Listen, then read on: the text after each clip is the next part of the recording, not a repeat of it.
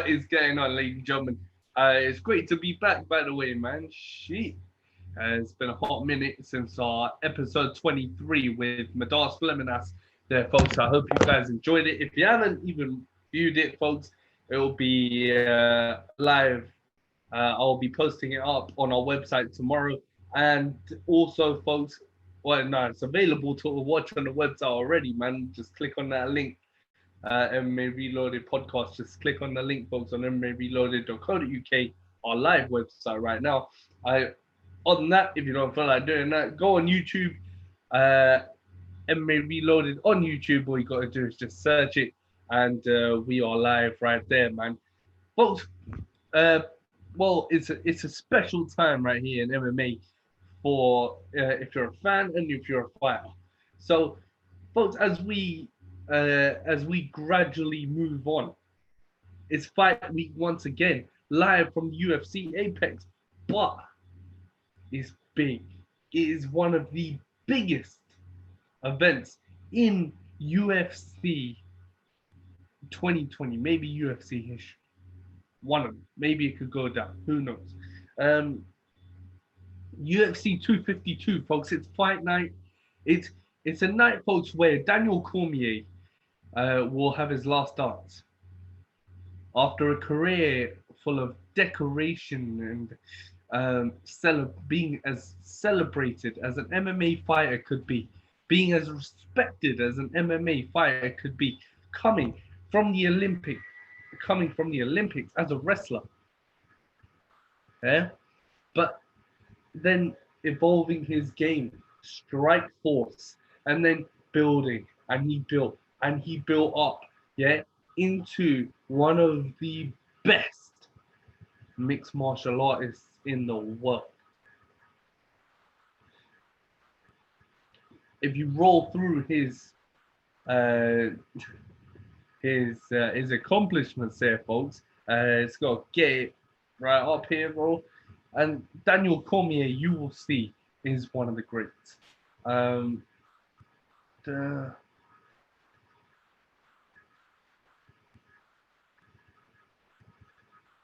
I mean, folks, look at that. Look at that. So he comes in to his last medal, folks, was in 2007. He took bronze at the Pan American Games. He took 1 gold and 1 bronze, 2003 and 2007. He came in, folks, into the NCAA. Had a great success. He had a 6-3 record in the 2001 NCAA championships. Also, folks, as an MMA fighter, what can we say? 22 wins, 2 losses, and 1 no contest. But of course, folks, the 1 no contest was John Jones, because Jones had tested positive for drugs. So, folks, here's how I play this fight. The first fight, what did we see? Stipe Miocic was was walked down by a fearless Daniel Cormier and that led to Cormier taking Stipe completely out of his game and finishing. Then you have number 2, where Stipe Miocic sort of got comfortable, sort of got confident. He goes, you know what, Daniel, yeah? You want to walk me down in the first fight? Listen, I'm going to walk you down in this fight. We're going to see who the real champ is. So number 2, Stipe Miocic got comfortable, used his tools, and his hands were working overtime to stop Daniel Cormier, and they did it. So when we go into this third fight, does Daniel Cormier go back to his wrestling and control Stipe? I mean, if you want to go out on top in your last dance, you kind of had nothing to lose. But with the World Heavyweight Championship on the line, you have a lot to lose, even if it's your last dance. Because every legend in this sport, yeah, folks, and you can read this, folks, on our blog, MMA Reloaded blog, on our website. Legacies are built. If you do something stupid, your legacy is broken, that's for sure. Yeah, folks, but your legacy is also cemented. Now, if Daniel Cormier, folks, if people say he has nothing to lose coming into this third fight, they need to go take some Torino bowl or something, like, because he has everything to lose. A legend always wants to go out on top. And that's probably the reason why I think, in my opinion, Anderson Silva hasn't retired. He wants to go out on top with a win to his name. Some of his fights have been controversial. Some of his fights have been, against Jared Cannonier. Yeah, bro, you're going to be shitting yourself that whole fight. For Anderson Silva to go even against Jared Cannonier was a feat in itself. That's not my point. Stick to the point. Daniel Cormier faces a chance to leave this sport as one of the most decorated fighters in the heavyweight division, as a legend all round. But Stipe Miocic is that guy he's got years left in the sport. Yeah, he knows when it's time to do business, folks. Stipe Miocic brings that aggression. He brings the best out of DC. But, folks, if you look at DC's two rivalries that have made his career so far, John Jones, Stipe Miocic, two. He's had beautiful performances against Gustafsson, had great performances against Dan Henderson, against Josh Barnett. But where is Daniel Cormier's legacy lying? It lies in the John Jones rivalry. It lies in the Stipe Miocic rivalry. When John Jones beat Daniel Cormier for the second time, a lot of people were counting out DC, saying that, you know what? Yeah, he's a dumbass for trying to get that second fight against Jones. Jones is better than DC. End of story. That's what people say. But if you look at this fight, folks, and you look at how emotionally charged Daniel Cormier is, he's even said it himself. This last fight means everything to him. And for Stipe, it's his chance to not only knock off a legend in his last fight, but to literally re-cement, I should say, himself as the best heavyweight champion of all time. And if you look at the legends that have held heavyweight gold, it's a lot different. You can't, to say that you're the best UFC heavyweight champion of all time, it's blasphemy if you're in the MMA community, because you're basically saying that Rogerio Nogueira, you're basically saying Brock Lesnar, Frank Mir, Mark Coleman, Pedro Hizo, the guys who have held that UFC heavyweight championship, Cain Velasquez, Fabricio Verdun, Junior Dos Santos, you're saying, even Andre Orlovsky, you're saying that you are better than all them holding that belt. That's what Stipe Miocic at UFC 252 will look to prove. Folks, well, today is episode 24 of MMA Reloaded Raw Talk. And folks, it is our debut edition of the Triple Threat podcast. MMA Reloaded Raw Talk, episode 24, Triple Threat. And folks, today we have two guys who not only I consider my brothers from other mothers, but I consider them, along with guys like Johnny Munoz and Alan Martinez, Gabriel Green, Anthony Andrikawani, Kevin Worth, all the guys I've sat with and had the chance to sort of pick their brain and get to know them. Jerome Renegade Rivera and Silver City Strangler, Josiah Reyes, are two guys who I have tremendous respect for. They don't treat me like MMA Reloaded, they treat me like their brother. Now, that's because, folks, I show them support. I show all the guys who I have a great relationship with, I show them all support. Rafion Starts just had his submission win at Bellator, now one of the favorites to go win the Bellator Bantamweight Championship. Folks, then I've had great relationship with Gabriel Green, Johnny Munoz, and Alan Martinez, folks, who will be my second pair on the triple threats on the 14th. So only in 2 nights. I'll be back here, man, doing another triple threat show with Johnny Munoz and Alan Martinez, the Nordo California boys. But folks, tonight, Johnny Munoz and Josiah Reyes will, I will have the pleasure of sitting with those two at the same time, man, for this one. Let's invite them, folks. I'm just going to stop it for 1 second. Don't go anywhere, man. I know you guys go somewhere, you know what I mean? Don't go nowhere. It's going to be a killer show. Come on. Dumbass.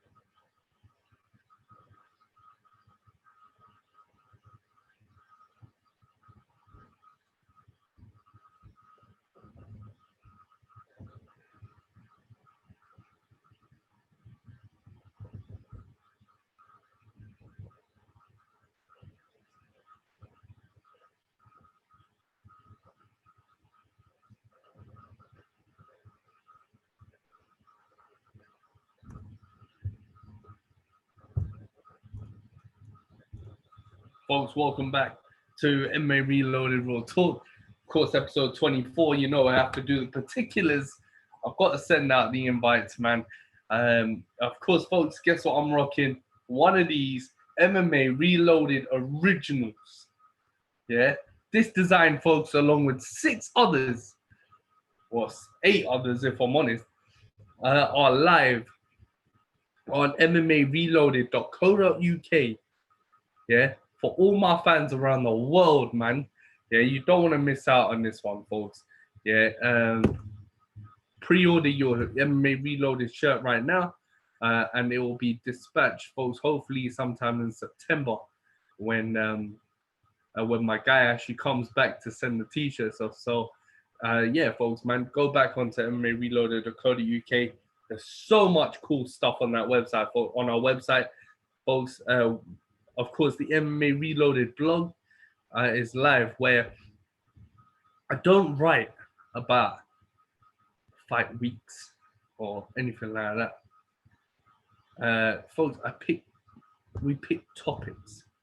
So real topics that are not only quintessential in mixed martial arts, but in martial arts in general, in combat sports. Things like legacies, folks. In our last article, it's entitled Legacies, Built, Broken, or Cemented.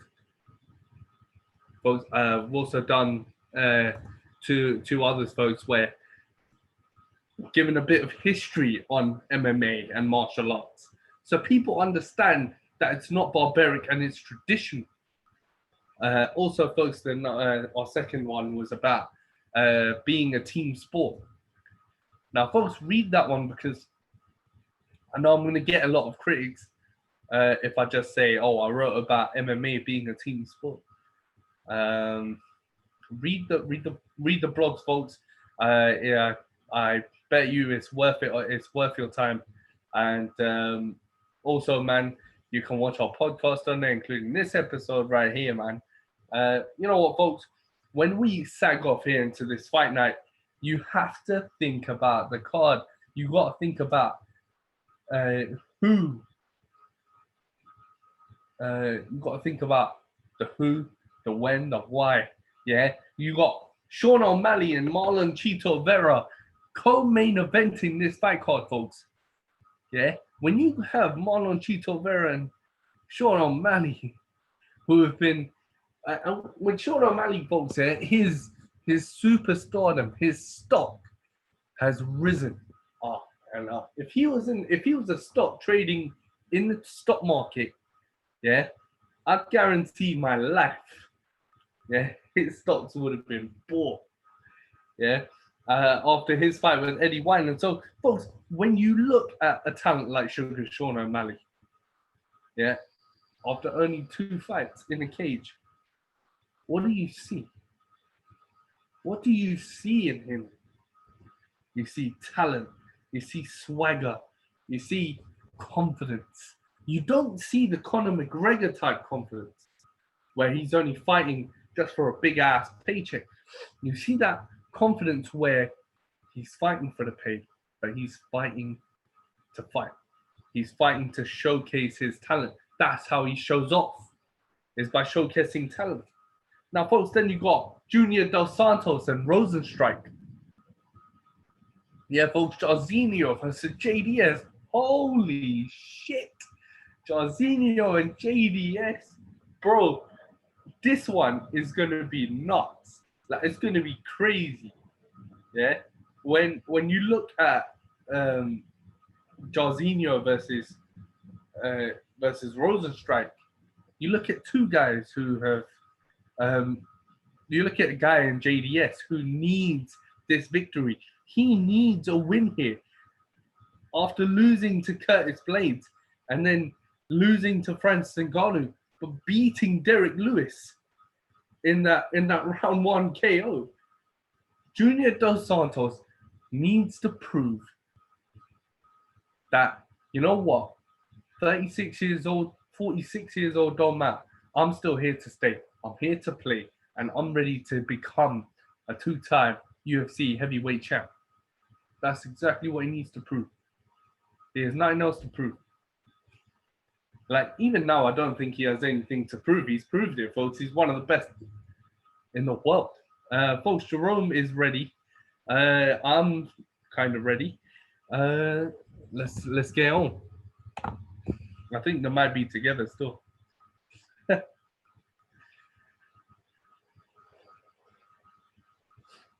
Ah, shit. Yo, Jerome Renegade Rivera. What is going on, my brother? What up, bro? How are you? I'm doing good, man. I'm doing good, bro. How are you, man?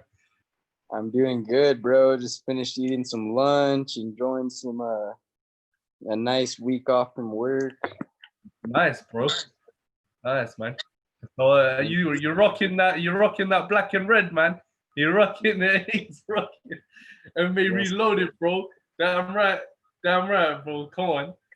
Yeah, bro. They fit nice and comfy too. Thanks, man. Thanks. Only the best, man, for my guys. Come on. Right. Oh, man. So I guess we're gonna wait for Josiah before I kick this off. Yeah, bro. Cool. He should be out in a sec. I was just talking to him on the phone. Okay.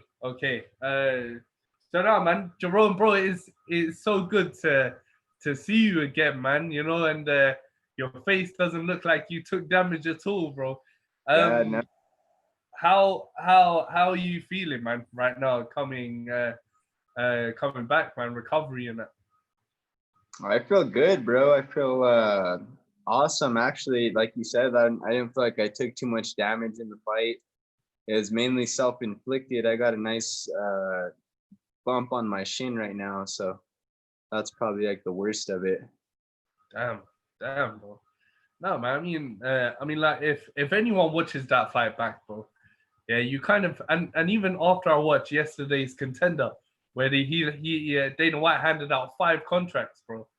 Yeah, I kind of think to myself, all right, so you're gonna hand out 5 then. Yeah, but you didn't hand it out to my boy, man. What about Jerome Rivera, bro? I know. I'm kind of hurt right now because if you look at it, out of all 9 fights, I'm the only dude that didn't get signed. Fuck, but man. I also I think I had one of the toughest matchups too. Like at first, I don't want to say I underestimated the kid because I knew he was going to be tough, but I didn't expect him to have the grappling that he did. And he just had a really good game plan, bro. He kept getting under my shots. Yeah. He was getting so caught up in just trying to elbow him from everywhere that he was wrapping my body up and getting those body locks. And he just really surprised me with his grappling. I was just like, holy shit, this kid's beating me on these scrambles. He's actually pretty good at grappling. And he didn't even come in as a grappler, man. He came in as a striker. So yeah. So the way I see it is, you know how when you got that reach advantage, yeah, Jerome, and you're trying to and you're facing a guy who's about 4'2", yeah, and you think to yourself, all right, bro, so I'm gonna stay outside and try point fight you, yeah, but you're gonna go in and try close that distance.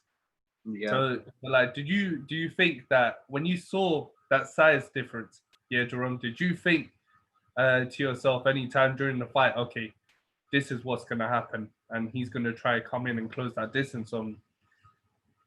Yeah, I just expected him to have like a different style too, because like you said, studying him and watching him, I never saw any offensive wrestling.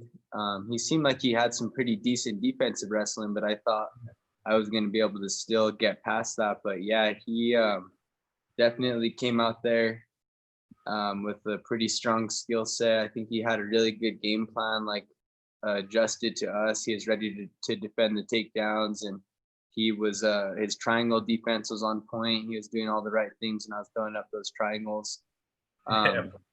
But yeah, I think he went in there to go kickbox, and he was probably just like thinking, you know, I'm going to sprawl and brawl on this dude, and then I'm going to kickbox him once we fight on the feet, and I'll probably be able to knock him out. But I was able to kickbox him. He beat me in my game, the grappling, and I was beating him in his game, the kickboxing. But I think that's why it made for such a dogfight. But the thing is that like even though he's beating me in those grappling exchanges, I feel like he never really did a ton of damage. He has never ground and pounded me. He has never hit me too hard. That's what kind of annoys me though, right? I'm sorry to interrupt you now, Jerome, but like, so lately, yeah, bro, the judges have been coming under scrutiny a lot, yeah, and the way it was scored, I think that's what turned Dana off a little bit. Yeah, because you're kind of scoring it. It was scored so close, yeah. And what was it? It was like 29-27 or 30-27 in that first judge. 30-27, which definitely that was not a 30-27 by no means. But so are you saying that because you were in that fight, bro? Yeah, or is that what you perceive after watching it back? Well, like me watching it, maybe from like my biased opinion, I could even say like maybe you could give me all 3 rounds because I was doing damage the whole time. Like the first round, I out kickboxed him. I had his back. Second round, I came out striking him. What happened? We ended up getting in that grappling exchange, and he threw up that triangle. I got to get some bit of points for getting out of the triangle. And I landed some ground and pound, and I didn't feel like the second round was close. He threw up those submissions on me, and then the third round, rewatching it, he was I came out just out striking him right away, and then he went to shoot a takedown, and I hit those switches on him, and I was hitting some big elbows. There was just like some things looking back on, like I talk about, I need to make adjustments. Like after I hit him with a couple of those elbows, I started running for his back. And I should have went for his back, got his wrist, and just went to town ground and pound. But the jiu-jitsu player came out in me, and I started running for his back. And I was like, oh, I'm going to finish the triangle. And I fell to my back. And I just kept thinking I was going to catch him in that triangle. I was like, I'm going to catch this kid off my back. I'll get him with something. And yeah, that's where when I start fighting these tougher dudes, like I really got to think about winning the rounds because I was more just caught up trying to finish the fight. Damn, bro, man. I mean, no, but... in all fairness, though, man, you can't expect it to. I mean, even though I guess fans watching it, and of course your fans and your friends and your family sort of expected it to. I called Jerome won it. He's in the UFC. Even I expected it, man. I was watching it. I was like, holy shit, bro.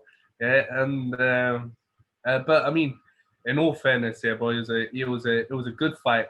You made your impression, man. You literally think of it as your UFC debut, yeah, bro. And I got that win. You got your hand raised, man. Yeah, exactly. And if I'm honest, yeah, bro, that's why I guess I support you guys the way I do is because there's different levels to the game, yeah, bro. And with them levels comes your personality and it comes your attitude, and it comes your commitment. Yeah, bro. And if I'm honest, yeah, you'll be back in there in no time, man.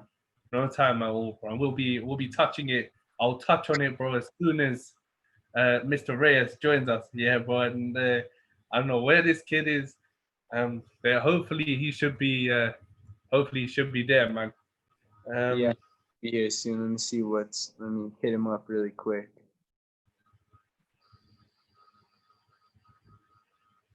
But yeah, like you said, the main thing that matters is I got the W in a really close fight because, I mean, like you said, you never know what the judges are seeing or what. So I mean, in a really close fight like that, it could have went either way. And I'm just thankful I got the win because now I got a lot of lessons, a lot of stuff I know I got to work on. But I know if I work on it, I can hang in there with all the top dudes. So yeah, that was a great experience for sure.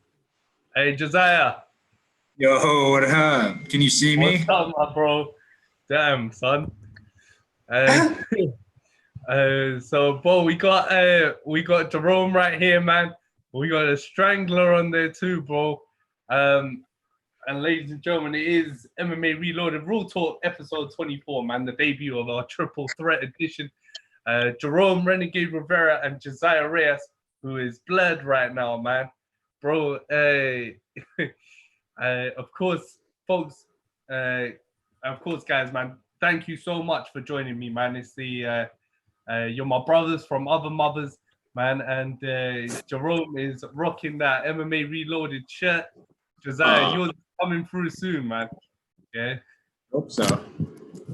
Me too, man. Even I hope so, bro.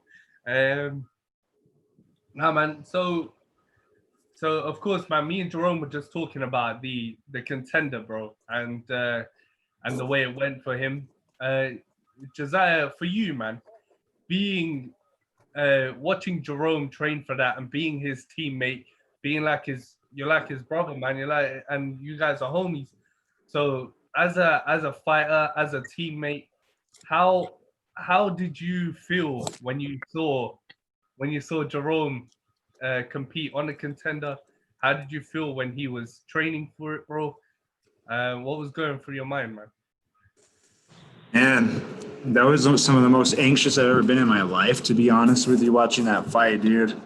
I couldn't even sit down, to be honest. I was too nervous, man. Like, all of us in the room, there was about 7 of us that went into the Atletico, and we were just like, I mean, now I know how stressful it is to watch your freaking – I probably haven't had anybody fight that's as close to me like that. I mean, Josh probably, of course. It's been a bit, so – dude, I was nervous, man. I was anxious. It was a pleasure going through those camps, though. I learned how like a real professional, high-level athlete trains and grinds, you know, the mindset, the discipline. It was just a freaking honor and a pleasure to go through the Renegades freaking training camp with them. Yeah, bro. You must have been biting your nails, man. You must have been biting your nails to the point where you ain't got no more nails, man. Dude, I was pacing back and forth. Like, it was a beautiful fight, though, man. Like, Jerome freaking controlled the cage or controlled the striking really, really well. It was like everybody that I've talked to about the fight was like, man, that was for sure the fight of the night. That was the most entertaining fight. My brother's up there in Michigan following Jerome pretty closely, and he was like, dude, are you watching this, man? Like, he was losing it. He called me yesterday and was like, how is Jerome? Did you talk to him? Like, that fight was sick, and he had all kinds of questions and comments. So everybody's just like, that was the sickest fight. That's what I'm saying. Jerome's like entertaining to watch. I think people are just gonna become big fans because of his, not only because like his personality and his work ethic, but some entertaining fights every time. Jerome's smiling over there, man. He's smiling over there, bro. Nah, man. Jerome, no, we were just talking about this, bro, because we were just talking about the performance, yeah, Josiah. As a fighter yourself, bro, and say you weren't Jerome's teammate, yeah, bro. How were you scoring it going into that into the later rounds, round 2 and 3? So I thought Jerome for sure won the first round. The second round I wasn't too sure, and then the third round it was close. I didn't know about the third round at all. I really thought the third round may have been the determining factor in my mind, but again, it was like, it's so hard to watch a fight and then watch a fight and score it are like two really, really different things. So I was just really watching it and like crazy nervous, honestly, and just I wasn't even thinking about points hardly, but just almost entertainment and just wanting the best. So once I watched it the second time, then I was like, oh man, I can definitely see how he got a 30-27. Definitely. Jerome, what are your thoughts, my bro? You think, yeah, that's probably the right aspect. So round 3 was close, but I mean, me and Jerome were talking, and he was scoring that fight, man, when he watched it back. What do you think, Jerome?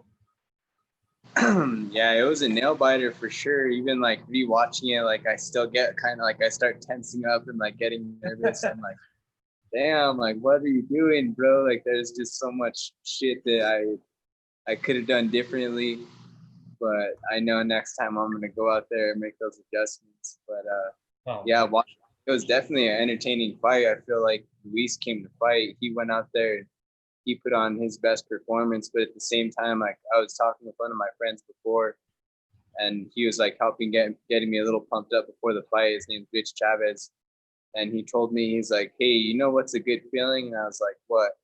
It's like when you take somebody's best shot and you keep going forward. He's like, isn't that good?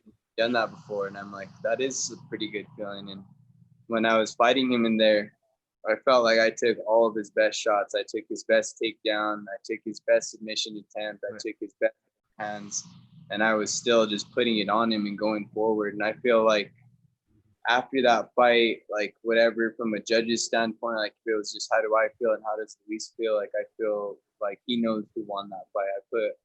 I was putting on damage from everywhere.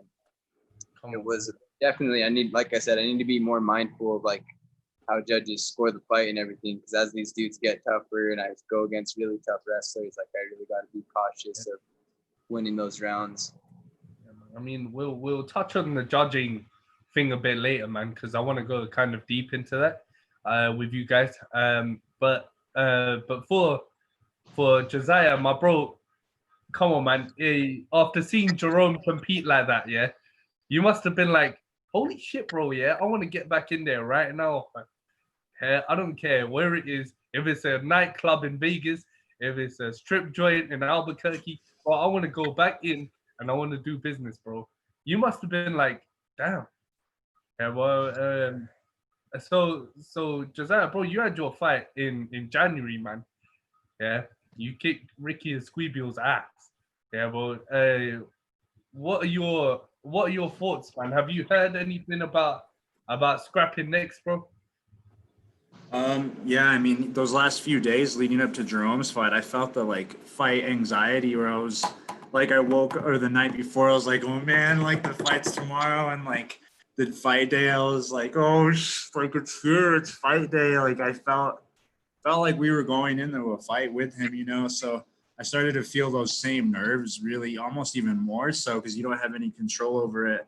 I knew he was in good hands, but man, sometimes when we do like some hard rounds at like Latrell's and Albuquerque, it's like kind of gives you that fight feeling where you're like, you have little adrenaline dump and you're like, dang, like just got into like a real legit fight basically. Yeah, it's not like for where a bunch of people are watching, but I had a tough round a couple of weeks ago, and like the whole team was basically watching because I was at the end of practice, and man, it felt like a legit fight, and it reminded me like this is what it kind of feels like. And I don't know. I'm definitely ready. Like after going through those camps that we went through, Jerome had, you know, for October, he was supposed to fight Brandon Royval. So we were in camp for that for months already. And then I had a pro debut in September, and then we had our LFA fights in January. And then Jerome was scheduled to fight in June.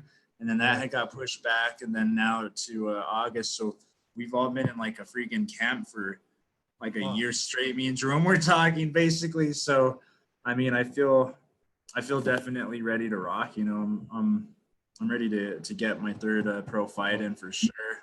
After seeing you wreck guys in training, man, I'm seeing you ready to rock, bro.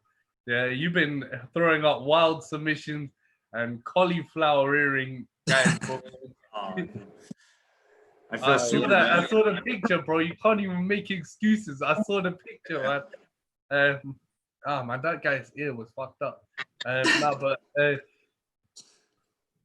no, man. I mean, you're right, bro. That's what training like that's for. And in a gym like you guys training, that's exactly what they prepare you for, man. And that's why you guys are who you are, is because you guys are trained for it. I mean, bro, they don't call Jerome Renegade for nothing, or they don't call you the Silver City Strangler for nothing, bro. Yeah. Even though we talked about that name. We talked about the name before, bro. But nah, Jerome, bro, for you, man, I would, in your opinion, man, would you consider, while you wait for a UFC fight to come down at you, man, would you consider returning to Legacy for one fight, or would you say, nah, fuck it, I want to wait for Brandon Royval, I want to wait for that fight, bro, it's coming, I can feel it. Yeah, bro. And what are your thoughts, man? Would you wait until your return in the UFC, or would you say, all right, let me take one more fight, two more fights, a Legacy, and I'll show these guys what's up? Right now, like, especially after talking to my manager and everything, after I think the move is going to be to wait for the UFC.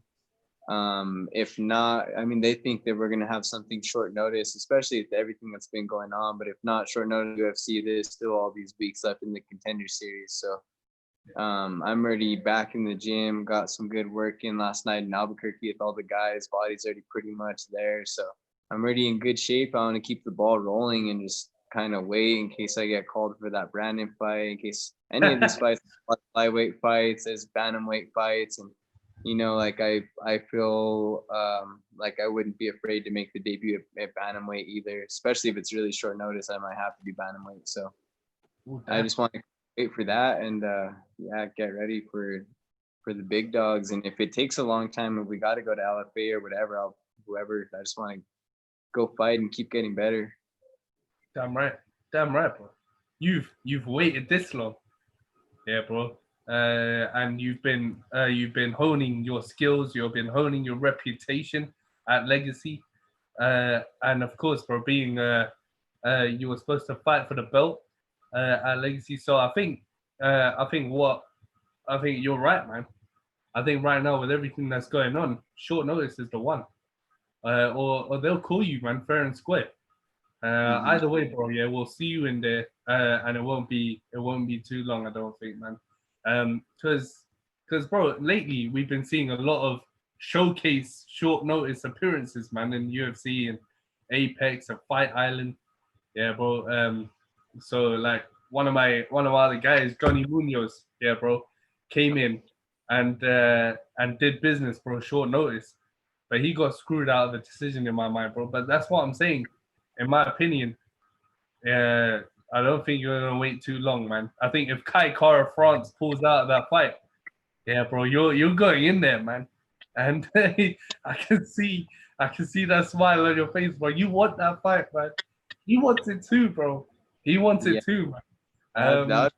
I just want to see the fight. Just as like, I can imagine what the fans think, but just me knowing my style and knowing Brandon's style, like it's gonna be a war.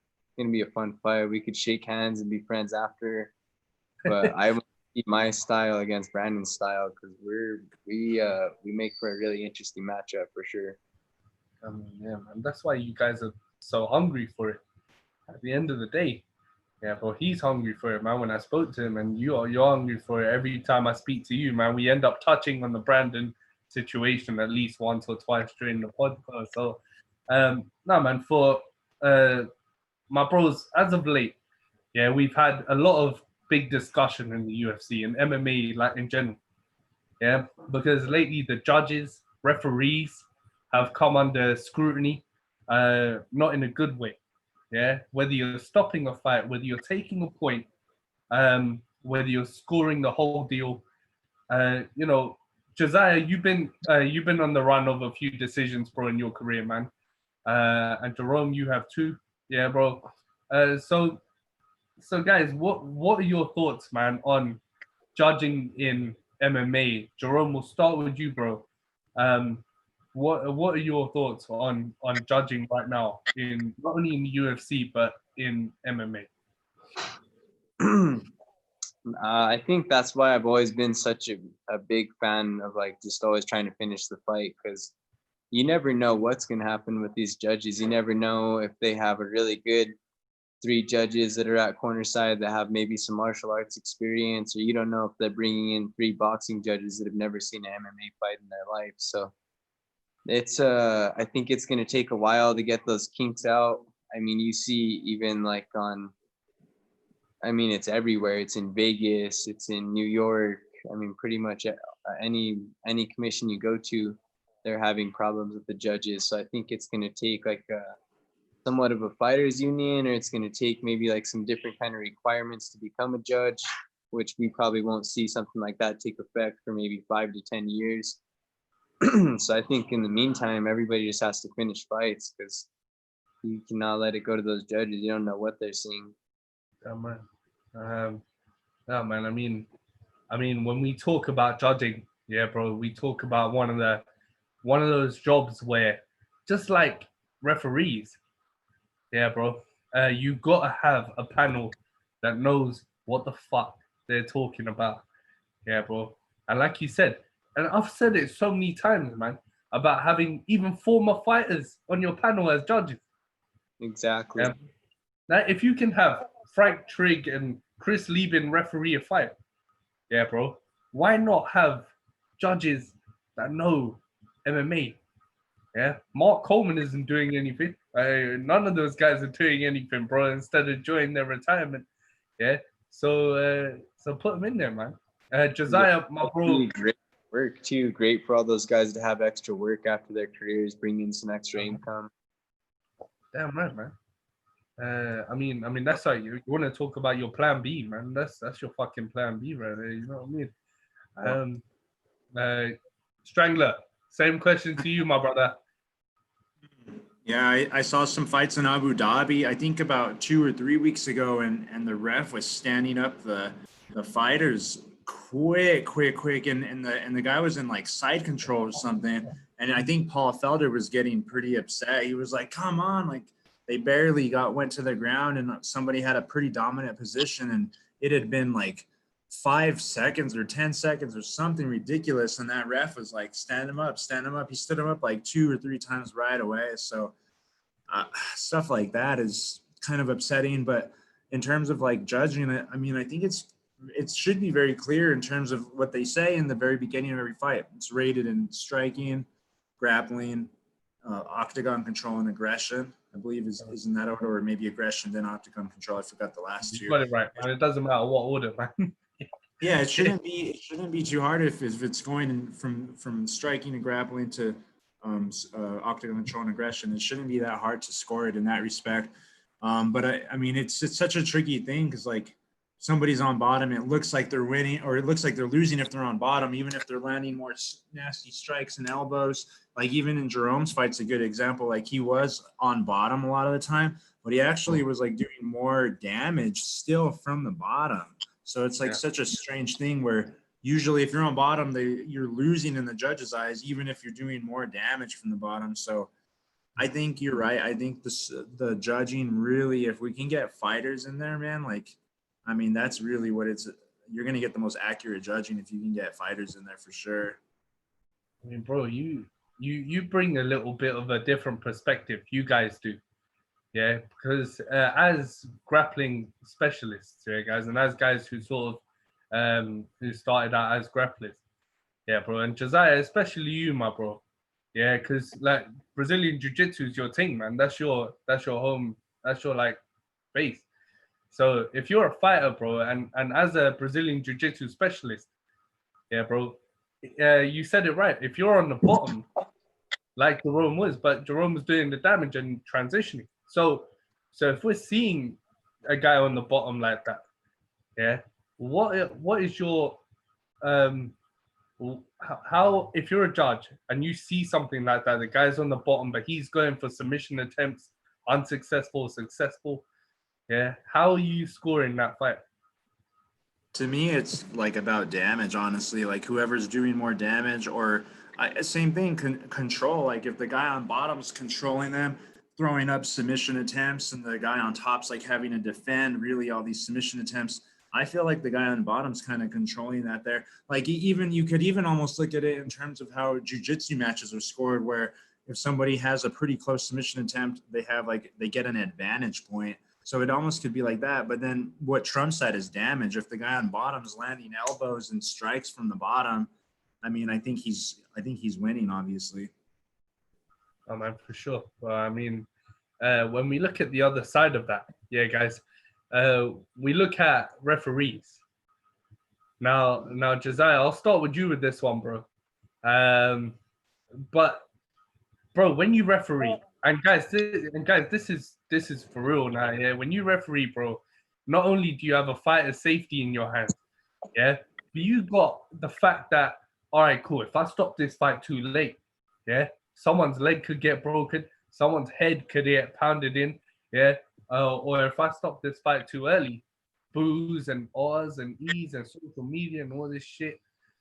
So Josiah, bro, as a fighter and as a guy who watches fights, as a student of the game, yeah, bro, how do you perceive referees and refereeing? Man, I gotta say that's gotta be a tough job, and there was even a time when I was looking into being a referee, just because I don't remember why I was thinking about it. I think maybe just to like be able to like maybe see some free fights and maybe like help to do the fighters maybe a good job by being a good referee. I looked into it a little bit and like looked at different courses on how do you get certified to be a referee, because it just seemed like maybe a cool little side gig. One of our professors at our academy, Professor Robert, he actually is a referee for MMA fights, and so it's interesting to talk to him and get his perspective on it. But that's got to be, I mean, that's so much responsibility, it's so much stress. It's like, I don't know, man. It's almost like that's a tough job. It's like you're gonna get scrutinized if you let it go too far, if you stop it too early. Like, but I think having fighting experience probably does help. And I gotta say too that probably we always think like that was too soon of a call or that was too late of a call, but they have the best seat in the house, so to speak, and they probably really truly know, because they're like right there and they could see like that fighter's eyes, like the fighter's eyes are rolled back or if they're really jacked up and we just don't know. So I don't know. It's hard to be a quarterback, a Monday quarterback, and say they should have done this and that when they're like literally 2 feet away. You know what I do like is I like those ref cams from PFL. Have you ever seen those? Yeah, I love the ref cam, bro. I love it's like the an ref officer. Yeah. It's like the cams that the officers have right there. So I think the UFC, that'd be cool if the UFC did that. Bro, that's some CIA shit. Like sometimes he got it on his head, yeah, or sometimes he got it on his shirt, yeah. And bro, but it makes for you to sort of see the knockout a little bit more prominent, or see the submission. So if a guy tries to complain he didn't tap, PFL got the proof, bro. You tap, yeah. Or Jerome, my bro, I wanna bring you back to last fight night, yeah, bro. Brunson versus Shabazian, yeah, bro. And Derek Brunson, and a lot of fans were giving scrutiny to Derek Brunson and to the referee in that main event, yeah, bro. And Josiah, same question to you as well, bro. Because bro, do you think Derek Brunson could have stopped that fight a little bit earlier, or the referee could have stopped that fight a little bit earlier, leading up to the finish? Because Brunson was nailing him, bro. He literally, he had him near the cage. He was pounding him and pounding him and pounding him. Do you think that they could have stopped that fight earlier? Yeah, I think it definitely could have gotten stopped earlier. But then kind of like the thing Josiah said, like you're going to get scrutinized by some people. Like maybe there would have been some refs that would have called it a little bit earlier. But then if somebody would have called it a little bit earlier, then someone would have probably been complaining that they should have let Shabazian fight a little bit more. And this guy let Shabazian fight a little bit more. And so he's kind of getting scrutinized. And the refs, I mean, they have social media and they read all these websites too. So I'm sure they hear about a lot of this stuff, how some refs are letting the fights go too far or some are stopping it too soon. So, I mean, it's just a lot of really tough position to be in making that call. Yeah. And I mean, you just got to have the fighter's safety in mind at all times. You can't really pay attention to all that other talk. But yeah, and that one specifically, I mean, you saw Shabazian and he made it to the end of that round. He had a lot of heart. And I mean, we as fighters want to go out on our shield. And I think if Shabazian was taking too much, I mean, I don't know. It's a hard one. I doubt he would have tapped out if he was taking too much. But I mean, I would have probably let him fight out to the end of that round too. But you never know. Like I said, you're going to get scrutinized. And you just, at the end of the day, like I just hope that all these refs just have the fighters' safety and their health in mind. I think one of the biggest things is ground and pound nowadays, because you get some of these really legit wrestlers that will take you down for 3 rounds and just maul you and ground and pound you for 3 rounds, but they're all just pepper shots. It's nothing too serious where you're getting overwhelmed enough for the ref to stop it, but you're taking so many unanswered headshots. Like that's like a really hard like gray area where it's just freaking tough to be a ref. I mean, when you see stuff like that, yeah, bro, and you talk about pepper shots, yeah, bro, and you talk about guys like that. So 2 guys for me that come to mind. Damian Maya and Khabib. Yeah, Mhm. bro. So when you see, and Josiah, I'll get your opinion on this as well, bro.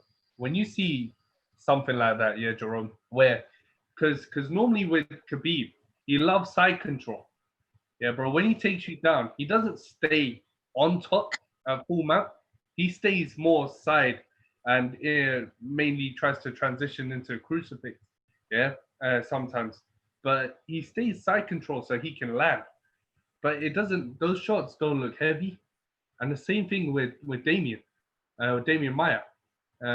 So yeah, Jerome, now I'm sort of with you on that one, bro. But when you see something like that, and those two guys are world class grapplers, probably two of the best. When you see something like that, what's the first thing that comes into your mind? Are they setting up submission attempts, or are they going in for trying to go for the kill, but ain't got enough sting to the punch? Yeah, that's a hard one. Like in those times, like when I see it, sometimes I almost just like wish maybe the corner would step in and try and say something. Like when, because I've seen like some really brutal fights where dudes are just getting just mauled ground and pound. They just take so many shots. Like for example, all of Khabib's fights leading up to him getting the belt, he was just taking dudes down and just mauling them with those inside little uppercuts. And Yeah. I mean, I had a fight before where I fought this dude, Jesus Urbina. And I remember at one point, I think I hit him with like 35 unanswered ground and pound shots. And I just remember hitting his head. And I just remember his head was just like face down in the mat. And I would hit him and I could see the blood just like as his head would move, I could see just like, it was like a snail like sliding with all the blood. Just you could see everywhere he was at. And I was just like, the moment I was just in kill mode. I was just trying to finish him. But looking back and rewatching, I'm like, damn, like I wish the ref would have stopped that. And like I think there's a lot of fights where the ref like just lets stuff like that go just because someone's just ground and pounding and it's just not quite enough to finish it. But it's still like that dude's brain is not doing good after a night like that. Bro, you just talked like the renegade right there, man. That's some killer shit right there, bro. Shit, Yeah. like, yo, can we cut that up? Nah, I'm joking. Nah, It's a hard fight to watch. nah, man. Nah, Jerome, you're so right, bro. Because not even the dudes. We saw it with women as well, bro. Fucking Valentina Shevchenko, when that Brazilian chick fought her in short notice. Yeah, Priscilla. And Valentina was basically on top the whole time. Yeah. Bow, bow, bow. Yeah, bro. What was it? Something like 20, 25 unanswered shots? Yeah, bro. And Yeah. people, and she was bleeding. Priscilla was bleeding from the bottom so bad, bro. Like the type of bleeding where you want to call an EMT. Yeah, bro. Yeah. She was nuts, bro. And we saw it with Petra Yan and Jose Aldo. And there was another fight, bro, on Fight Island. And Josiah, I want to start with you with this, bro, because it was Francisco Trinaldo versus a British guy called Jai Herbert, and Herb Dean was a ref, and it was the fight where Dan Hardy had shouted That was bad. at Ed at Herb Dean. Yeah, bro. That was pretty. Yeah. Yeah, not Josiah. Go ahead, bro, because now you know what I'm gonna ask you, man. I mean, what were you thinking when you saw that stoppage? oh, I think I saw it. I don't think I saw it live. I think I saw it on highlights, maybe even from your highlights. Actually, I think is where I saw it first. Nah, really? Yeah, boy. Because I hadn't got it, I hadn't got it seen yet. But damn, I saw it and I was like, it looked really bad. Like it really looked like, from my perspective, from the camera's eye, it looked like it should have been stopped a little earlier for sure. And then Paul Felder was pissed, or Tom Hardy, I guess, was super pissed, or what? Dan Hardy, not Tom Hardy. Tom Hardy, bro. But yeah, like I said though earlier, I still think like, yeah, from the camera's view, it looked really, really bad. I agreed. But maybe from the actual 3 feet away looking view, maybe he saw something that we all didn't. I mean, Herb is the ultimate in terms of as far as reffing goes. So I'm just thinking maybe he saw something we didn't. The only thing I think in terms of like previously, like you remember when Dominic Cruz had that little bit of a controversy. I think that's something that I thought felt kind of strongly about, because he was saying that ref kind of smelled like alcohol.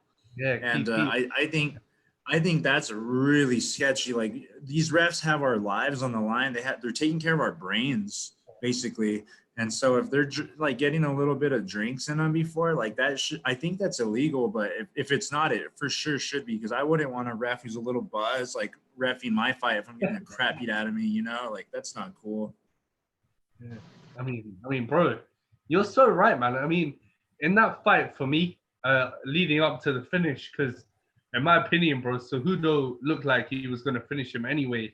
That knee was nasty, had him near the fence. Yeah. But do you think that could have been? Do you think a lot of emotion goes into something like that when someone like Dan Hardy shouts at such a legend referee like Herb Dean? Yeah, bro. Do you think Herb Dean is the one to blame at that stage, or do you think, um, you know what? That's not that. Do you think Herb Dean is the one to blame? Yeah, you don't care about our fighters' safety. Yeah. What do you guys perceive, man? Josiah, go first, bro. I mean, like I said, when I first saw it, I was on my feet too. I was like, whoa, like Herb's doing who is the ref who used to go hard, Yamasaki? I was like, Herb is pulling on Yamasaki tonight. It looks like, I thought it really went too far from what I saw. It's been already quite a few weeks. But like I said, maybe Herb saw something we did. I don't know. Jerome, what do you think? Yeah, man. Jerome. I don't know. I think it's easy to almost, like, I don't know if this is what happened to him, but I remember I repped the fight to win jiu-jitsu matches one time. And like, I mean, you have to be just as focused and concentrated as the fighters. Like, if you start maybe watching the fight for a second as more of just like his entertainment instead of from like a referee point of view, like maybe he got caught up kind of watching the fight, or maybe he was kind of like snoozing out or like spacing out a little bit. Maybe he had a lot on his mind, because I don't know, after like a long night of reffing and stuff, like who knows how it feels. And then maybe he is kind of sitting there like watching it and he's kind of like, oh shit, like maybe I need to stop this. Or who knows, like we were saying, like if anyone knows what they're doing, it's someone like Herb Dean that's been doing it for so long. Like, people don't talk about how many good matches he stopped, or people start talking about him when he has the bad ones. But I mean, I think I didn't see that one personally, but it sounds like he might have just been caught maybe kind of half awake, or maybe just had an off night or something. But for the most part, I mean, we've seen him do good so many nights, but there's definitely those refs that they should have like really good checks on, and make sure the dudes are really experienced and stuff. Because being a referee is an art in itself.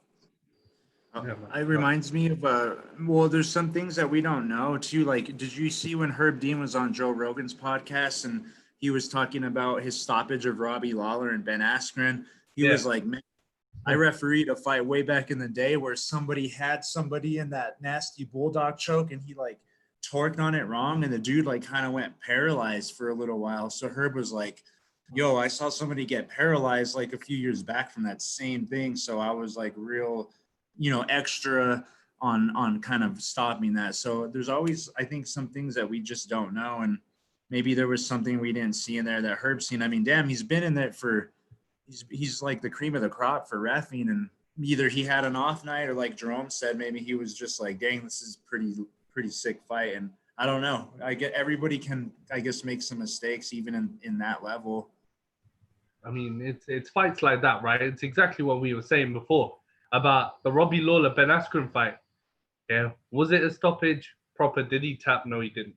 Yeah, and then in the with stoppages like knockouts, yeah, like we saw at Fight Island, and all these types of things.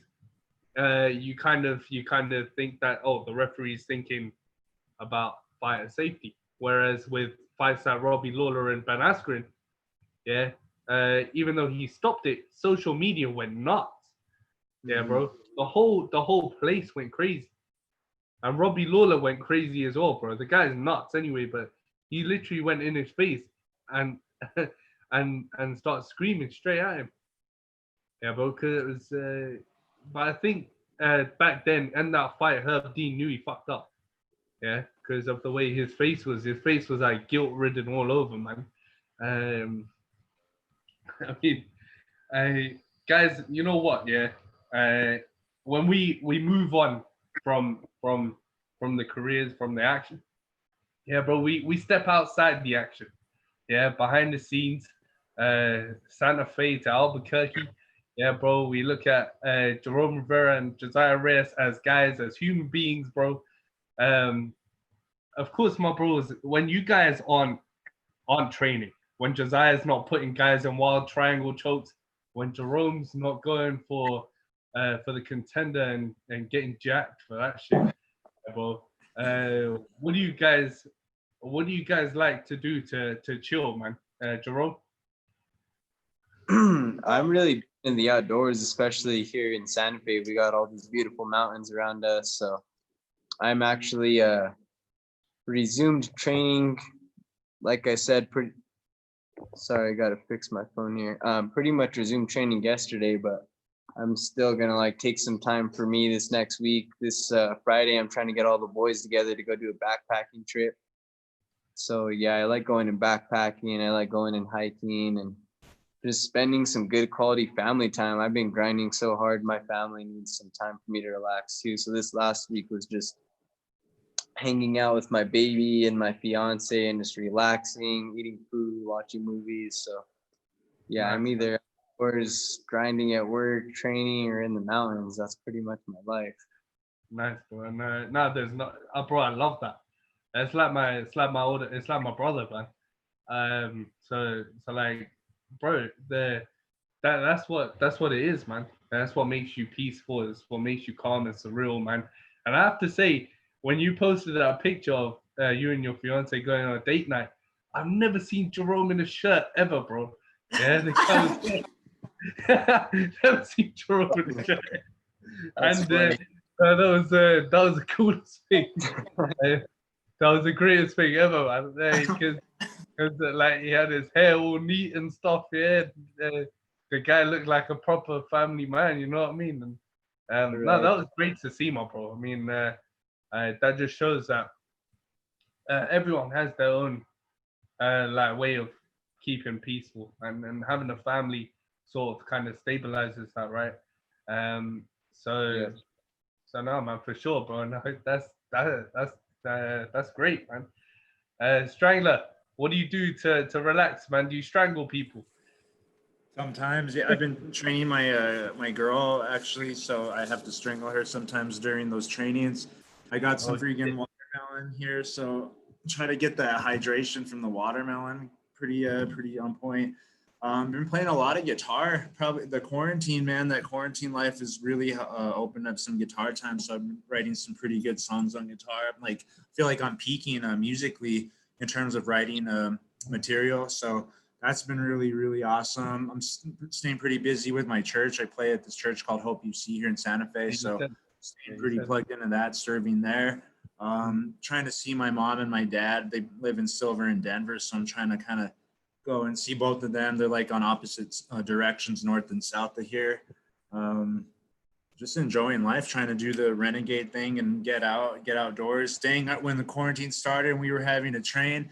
He's like, let's go on these runs. And I'd show up and damn, we ran out of Laya. And that thing about killed me as soon as we started. And freaking Jerome's just straight up that thing, beeline up steep mountain. He killed it. And that mountain broke me right when we started. So that was actually a lot of fun though. So trying to get outdoors more, but man, I like chilling, and I've been spending a lot of time with my girlfriend Janae, and we've been cleaning up her yard. She's got this new house, so we're just hitting her yard pretty hard. Man, before I forget though, I gotta say, did you see Jerome's shout out to Home Depot? That was the most epic. Dude, they gotta give. If Home Depot is listening right now, I want to hear a freaking They gotta give him some sort of sponsorship or something. That was legit on Holy ESPN. shit. Oh, bro. And so one of my friends wrote me after. He's like, bro, he's like, those shout outs fucking killed me. I was like, what do you mean, bro? I was like, I got a fiance, I work at Home Depot, and I got a homie named Noah. That's all I could think of. And it's so funny. My here in San Francisco, telling everybody, he's like, did you hear that? He said my name. He said Bubs. Yeah. No, shout out Home Depot, man. Shout out Home Depot. That's how we do business out here, man. Yes. I know, man. That's some funny shit. Oh, No. woo, Josiah, man, you just stir up the shit all the time, bro. Dude, that made my freaking month, man. Oh my god. I'm never gonna get enough shit for that. That was funny. Oh man, Jerome, brother. Oh man, Bro, and then the Albuquerque kid came out of me at the end of that first round with me. Police were fighting. My coach keeps shit because you could hear a little snippet. I was telling him to come at me because he started like walking towards me with like 10 seconds left, and he was like wanted to say something. And so I was like, all right, come on, come jump at me. And then he tried jumping belt, and I like stood up, was like, come on, fucker. And then I that ass little Albuquerque kid, that was funny. And then it was funny because they took the cameras off of us, but I stood up and then I started telling him, I was like, why are you sitting down? I was like, are you tired? You're tired already? bro. Not a problem. I was like, stand up, like you're tired. So we were almost down in between rounds. Damn, Jerome, man. I gotta start reading. I'm glad I'm on your good side, man. Let's put that way. Renegade. Fuck, man. But I've never seen that side before. I know I saw the confrontation up until they took the camera off, but shit, man, you're about to get into 2 fights at one night, bro. I know. When we talk about styles, yeah, guys, and we talk stylistically, yeah, as a fighter, as a person watching a fight, what do you think is better, guys? Do you think whether a guy comes in as a striker and develops as a grappler, or the other way around, or is a grappler developing as a striker? Do you think what do you think is a lot easier to transition to? Of course, Josiah being a jiu-jitsu specialist, and Jerome, your experience has sort of developed your all-round game.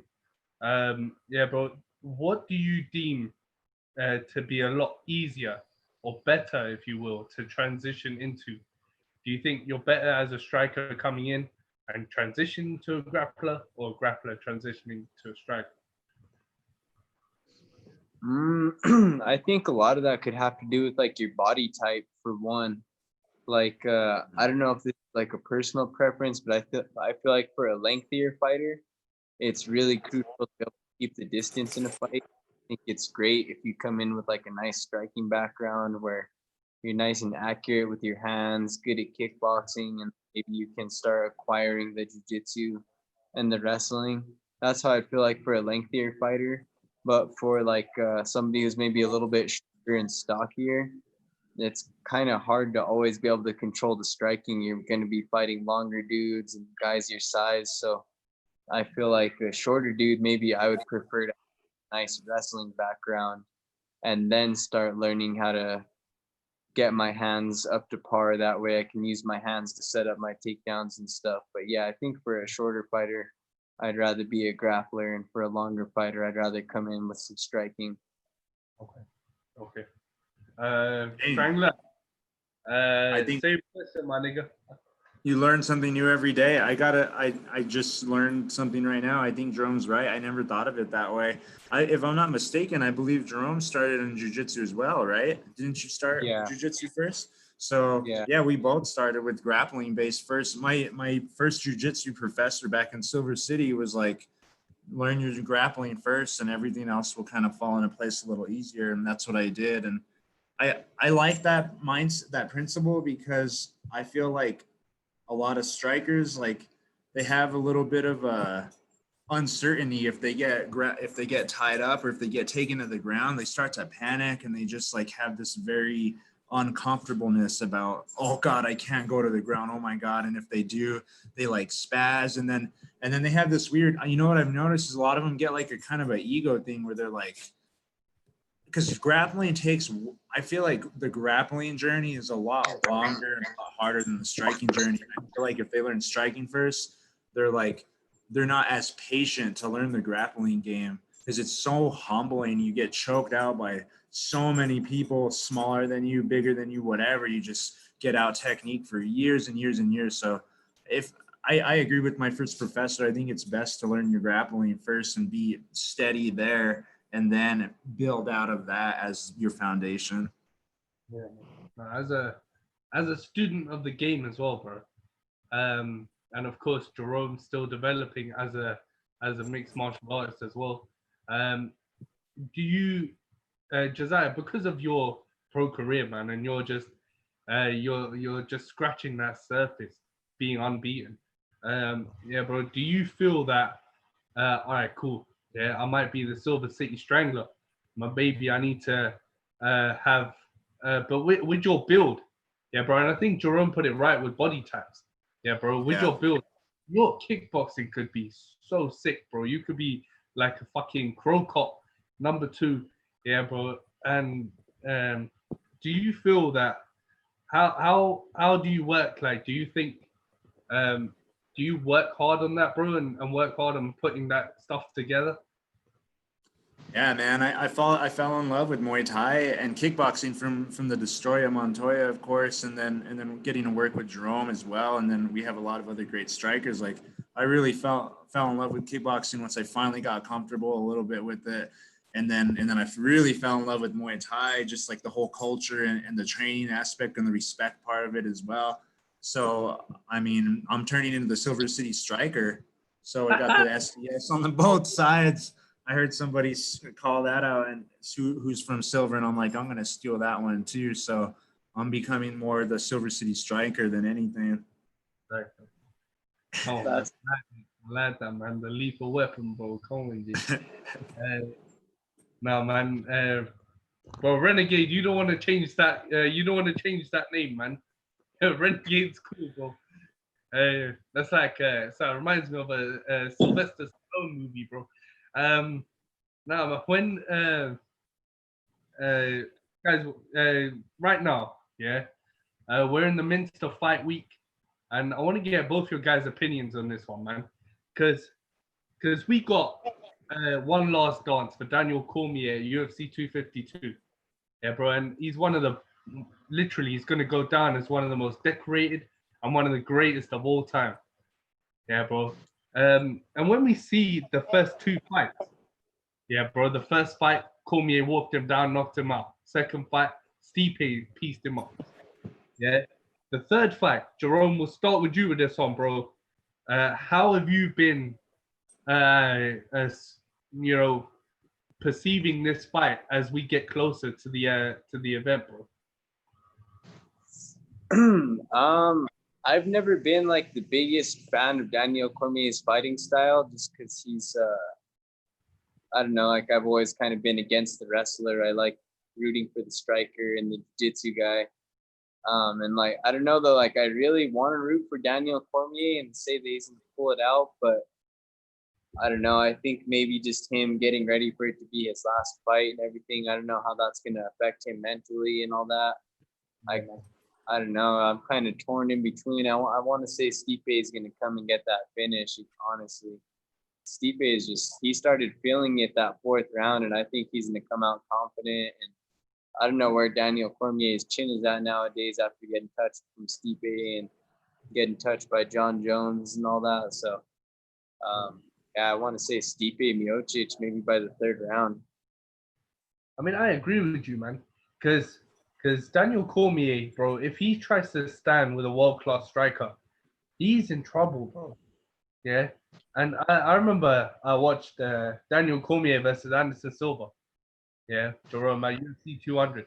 Yeah, bro. And Silva just coming on 4 days' notice. What's he going to do, man? Yeah. So Cormier ends up. I remember Silva caught him with a knee, couple of beautiful knees. Yeah, bro, and that dropped Daniel to one knee. Yeah. So after that, for the next 10, 15 minutes, yeah, Daniel just laid on him. And bro, Daniel's built like a fridge. Yeah. So you're kind of just like you're kind of like being smothered. Yeah. So I see what you mean by that, Jerome, because in the second fight, you kind of saw Stipe get his comfortability, get his rhythm going. His boxing was going, man.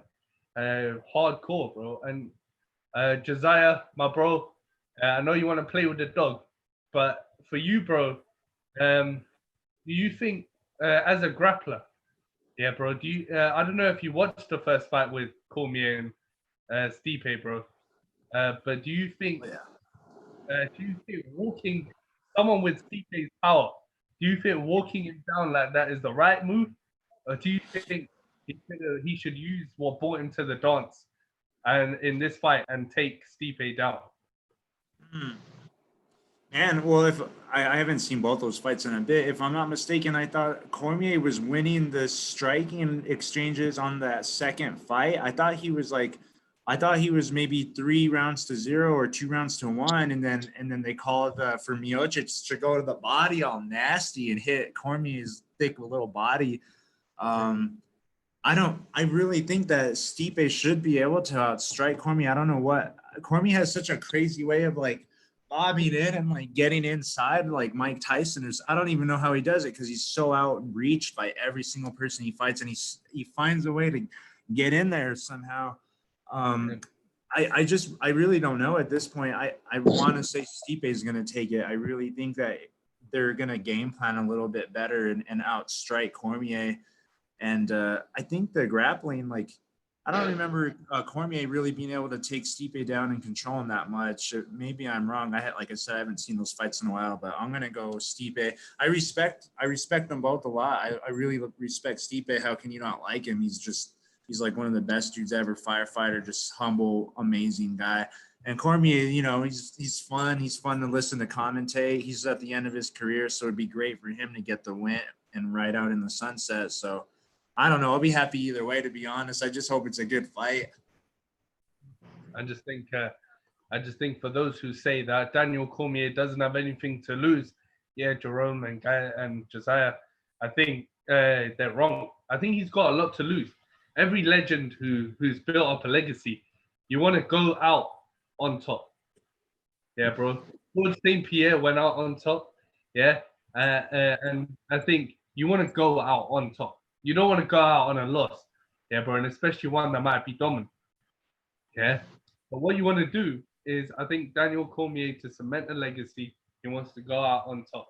Am I right, guys? What you thought? I hope he go. I don't know, man. Because they're both. I'm sure Stipe is almost done too. So if Cormier is gonna retire, I hope he gets the. I guess I hope he gets the win. Oh, Jerome, bro, he's going against the grain, bro. He's going against the grain, my bro.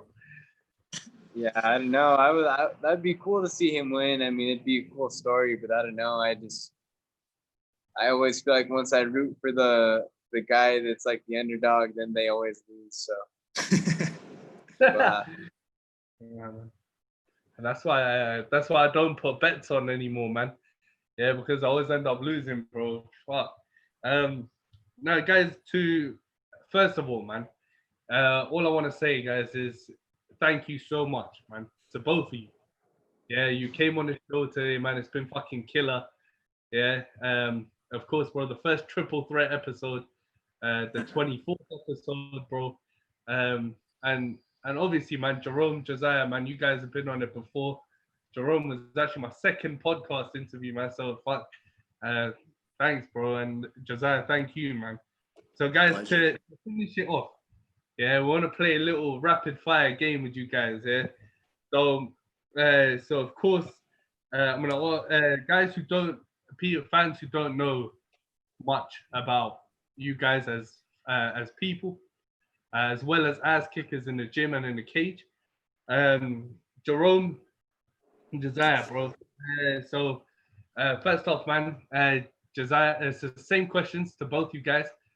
Josiah, bro, right now, what's your favorite food, man? Your favorite thing to eat, bro? Dude, I'm telling you right here, I got it right here already. I mean, I've been eating watermelon halves. Dude, go work out hard and then eat a cold watermelon and tell me it's not the best thing in your life, bro. Besides that, though, dude, I've been addicted to hummus. I got a bad little hummus addiction right now. I guess that's it. I don't even know what I eat, to be honest. A lot of oatmeal. Oatmeal. Chick is a vegan, so this dude eats so healthy. It's crazy. He's like, his favorite food is watermelon and hummus. Mine is freaking chicken Alfredo, chili, or like a big fat green chili cheeseburger or something. Bro, Josiah's gonna turn back. I've been going to Burrito Spot and getting a bean burrito with green chili, avocado, and potato. That's like a nice healthy little, like, I don't know. I don't even know anymore what I'm eating, honestly. When I burrito spot, Arjun, I go and get the Baja burrito. So it has carne asada, which is steak, pico de gallo, which is tomatoes, onions, jalapeno, and then it comes with like fries in it, all kinds of good stuff. Bro, you need to get me one of those, Jerome, man. Oh yeah. Hey, bro, man. we got it over here. When I come down to New Mexico, man, we're definitely hitting that up. Jerome, is that your favorite thing to eat, bro? The Baja burrito. Oh yeah, for sure. There's this place called Albuquerque, and they got this Baja burrito from over there. It's carne asada. It has fries in it, some sour cream. Oh, bro, I'm not driving to Albuquerque right now just talking about it. Oh man, you're making my mouth go. Question 2, Jerome, answer this one first, man. Your inspiration to be a fighter.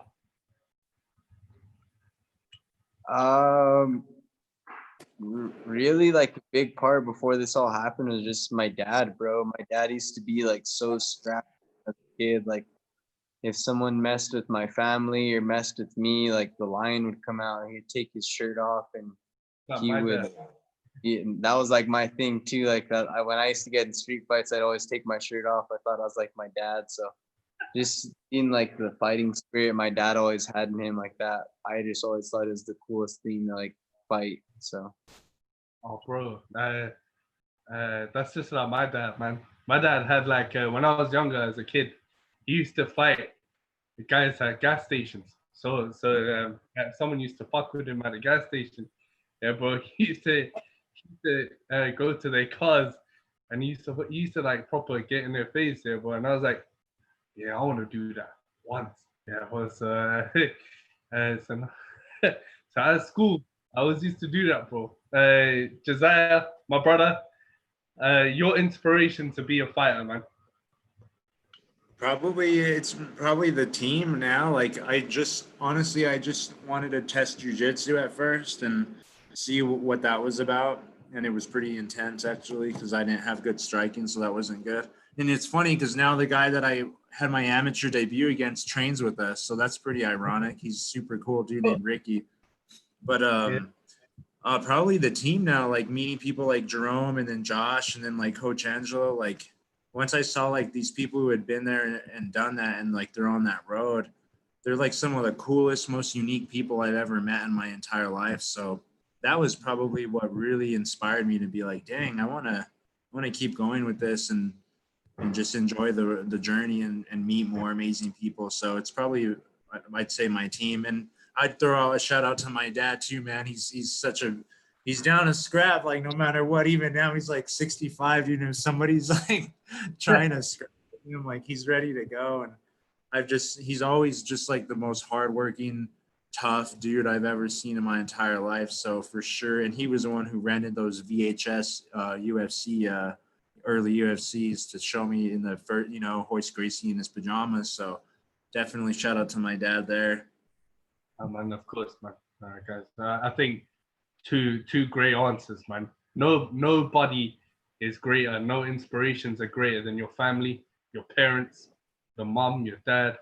Yeah, bro. And bro, yeah. I mean, if you got an older brother, an older sister, someone who you look up to, like that, yeah, bro, straight up.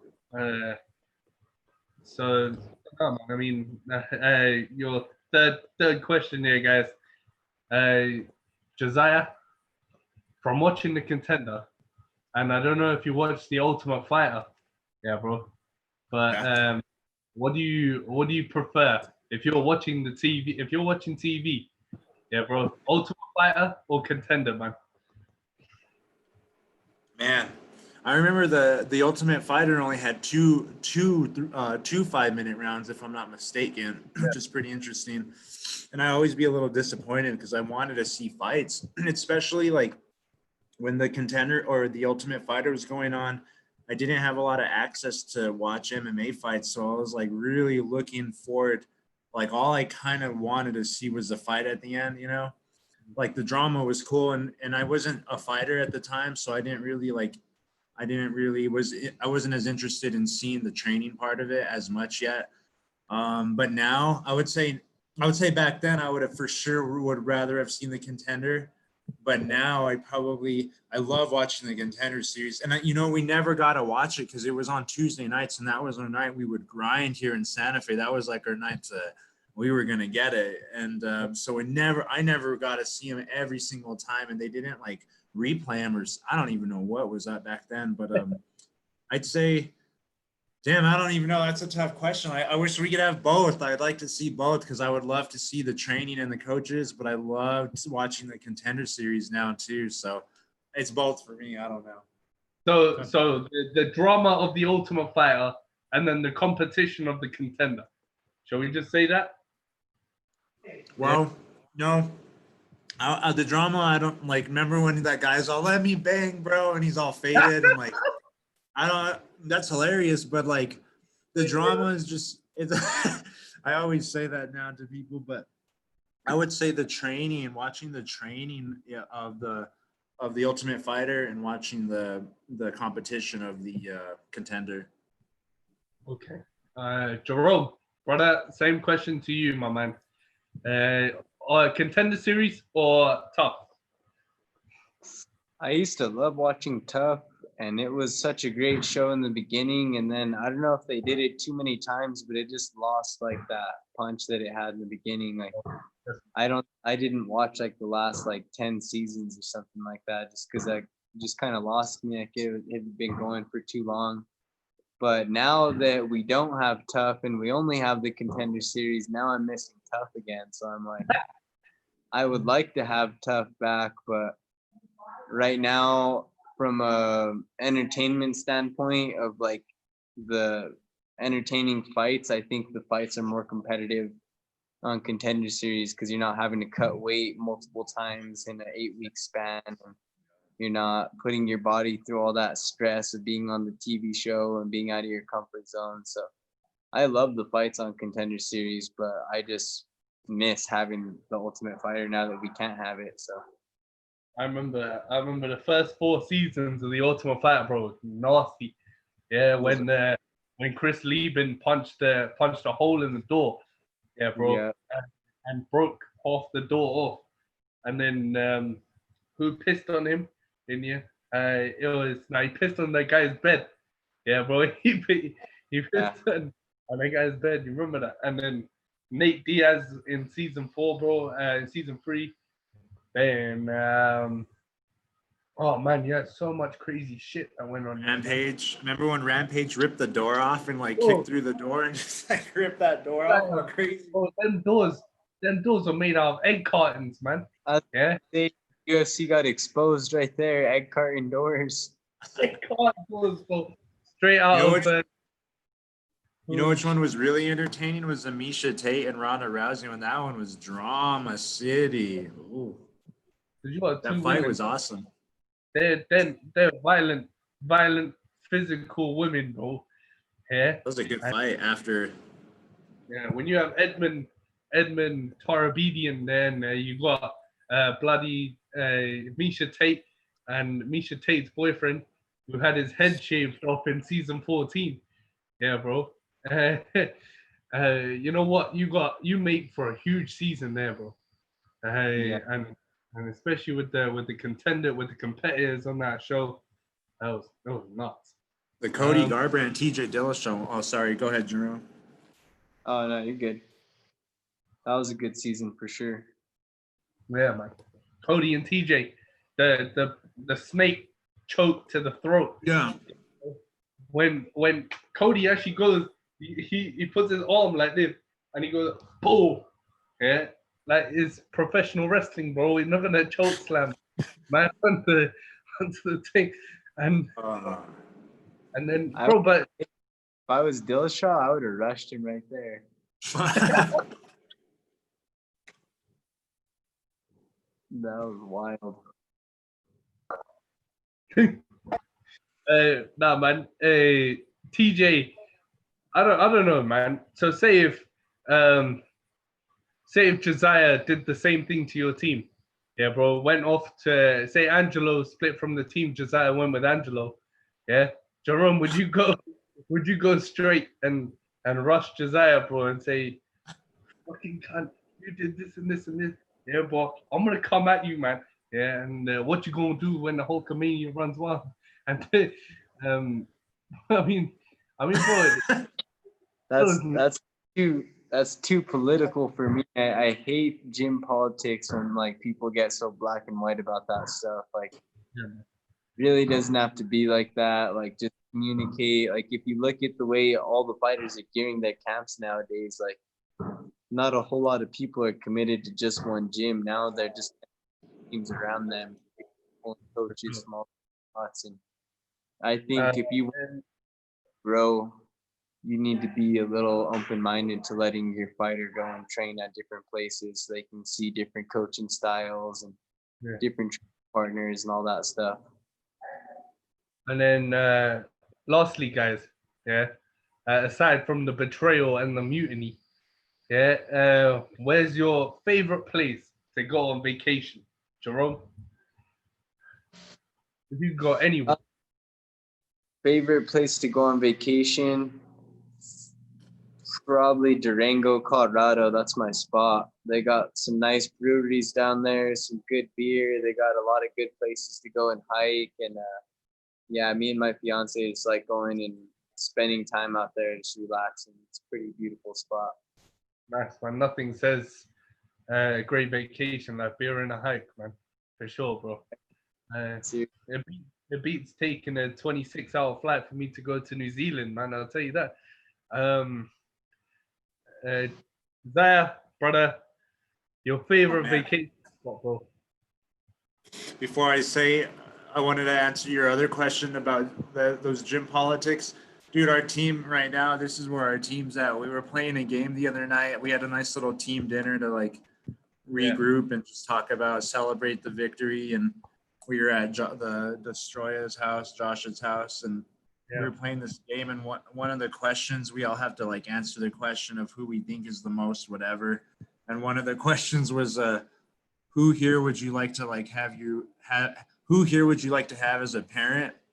And I was like looking at around the table, and I was gonna vote for actually my chick because I think she'd be a super fun mom. And I look across the table, and Jerome's got a big old smile on his face, and he's all, bro, bedtime at my house is so, and I just freaking busted out laughing, man, because he's just like, it looked like he was gonna convince me like how fun bedtime is at his house, dude. So I gave him my vote. I was like, damn, I think Jerome would be a fun ass dad for sure. That's how our team is right now. But for vacation spot, I'd probably say, honestly, random as surprised as people would be, I'd probably say Silver City, just because it's my dad's still there. So when I go there, he just pampers me spoils me rotten, and just cooks everything. And he's like a master cook, and go on all these hiking adventures. And I don't know, man, it's my hometown, and it's like my favorite little vacation getaway spot now. It's like 5 hours away from Santa Fe. Nice, bro. Nice. Now, if I had to say so myself, man, I'll go to stay with my brother in New Zealand, bro. I'll take that. I'll take that 26-hour, 30-hour flight. I'll go straight, man. I'll go back home and be back in India, bro. But that's the real deal. Guys, you know what? Yeah, you guys are my brothers from other mothers, and hopefully, yeah, next year, bro. Yeah, I can come down to Santa Fe, and we can meet up, man. Finally, bro. But real guys, nah, man, I love you both. My brothers, man. Thank you so much, man. Yeah, bro. Thank you. Chatting with you. Nice to do the triple threat. We got to get in touch again soon. Hopefully, next time I'm a UFC fighter, maybe we'll see what happens. Hopefully, you'll be a UFC champion, man. If you put a short notice in, bro. Let's do a quadruple threat. Get the Destroyer on here too. Shoot, have another one later. Let's get Josh Montoya on there, man. Right. Got to get the Vanilla Gorilla on here. We'll get a whole. Let's do a 6-way, man. Let's do a 6-way. Shit, let's do an 8-way. Let's get Angelo on here too. Right. Bro, man, thank you so much, guys, man. All love and respect, bro. Heck yeah, bro. Thank you, guys. Later, bro.